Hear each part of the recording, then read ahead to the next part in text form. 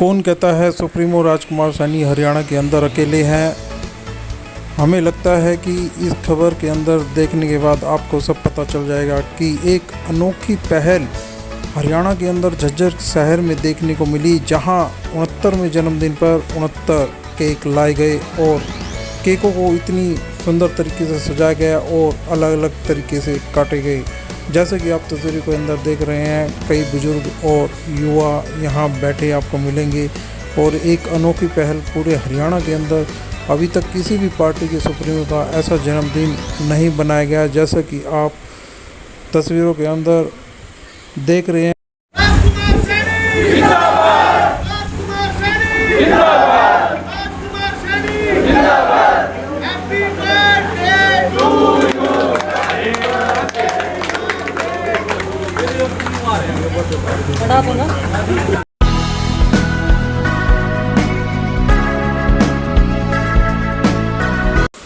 कुरुक्षेत्र के अंदर भी एडवोकेट मुकेश सैनी युवा प्रधान बहादुरगढ़ ने कुरुक्षेत्र के अंदर एक केक कटवाया। वासी रविंद्र कटारिया, देखिए आज बड़ा ही एक शुभ दिन आया है कि आज सुप्रीमो राजकुमार सैनी जो लोकतंत्र सुरक्षा पार्टी से और आजकल यूपी की भी तैयारी कर रहे हैं, इस गढ़ के अंदर बड़ा ही एक गर्मजोशी के साथ उनका एक अभी हमें केक भी खिलाया कि उन्होंने बुलाया था अपने जन्मदिन पे कि शुभकामनाएं पूरे प्रदेश को भी दी जाए और प्रदेश से इनको भी मिले।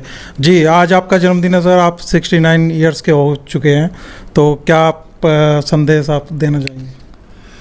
सबसे पहले तो बहुत सारे पूरे हरियाणा भर के, यूपी के बहुत सारे जगहों से मेरे पास फ़ोन आए इन एडवांस कि जी आपका जन्मदिन हम कल जोश खरोश से मनाने जा रहे हैं, क्या आप आओगे?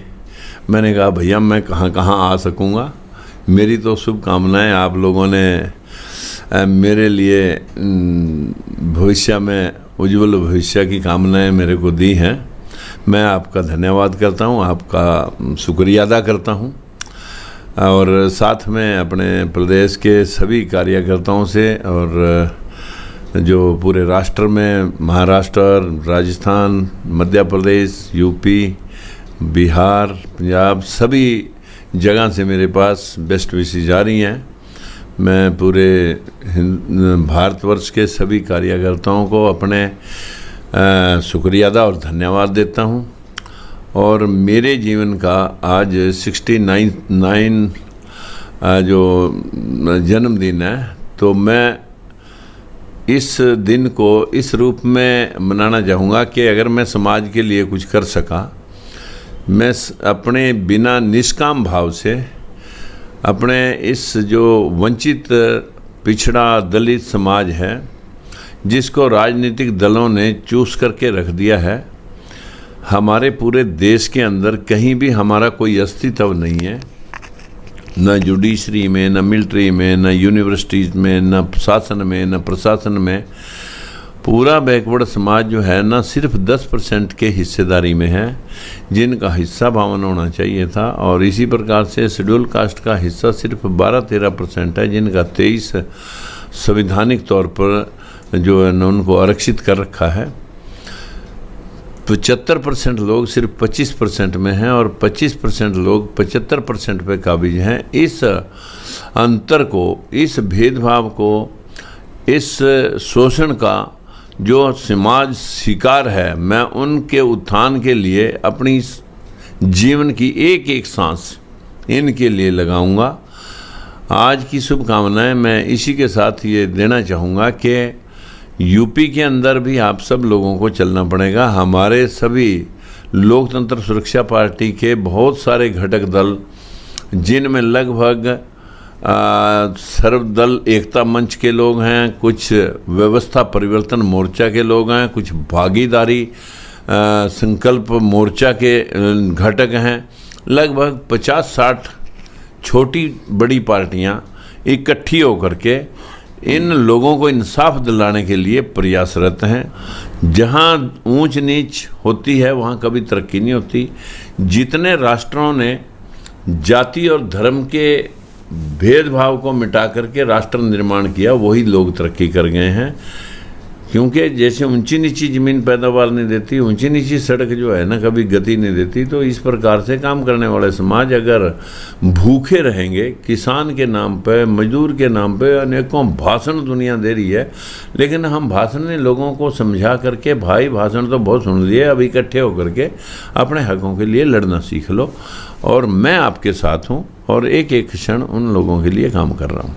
जी, जैसा कि केशव प्रसाद मौर्य ने पूरा यूपी को एक बैकवर्ड समाज में संभाला था और उसकी मलाई जो थी वो कोई और ले गया, ऐसा आपको लगता है कि?